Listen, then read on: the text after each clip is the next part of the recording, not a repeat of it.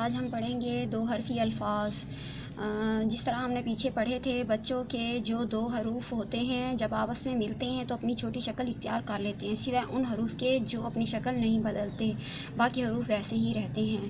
اسی طرح ہم نے یہاں پہ سیکھنا ہے، جیسے یہ ب لکھا ہوا ہے، ب جب کسی حروف کے ساتھ ملے گا تو اپنی چھوٹی شکل اختیار کر لے گا، تو اس کو ہم ب کی چھوٹی شکل لکھ کے اس کے ساتھ آ لگائیں گے تو یہ با بن جائے گا۔ اسے با پڑھیں گے، کیا پڑھیں گے ہم؟ با۔ اسی طرح اسے پا، اسی طرح تا، جا، چا، دا، ڈا، را، سا، شا، سا، تا، کا، گا، لا، ما، نا، ہا، یا۔ پیارے بچوں، ان کو ایسے ہی پڑھنا ہے، آپ نے ان کی آواز آ کے ساتھ پڑھنی ہے اور ان کا جوڑ ہرگز نہیں کرنا ہے۔ محترم والدین سے میری گزارش ہے کہ آپ بھی بچوں کو جو ہے نا جوڑ بالکل نہ کروائیں، بلکہ ان کو ایسے ہی پڑھائیں جیسے کہ با لکھا ہوا ہے۔ بے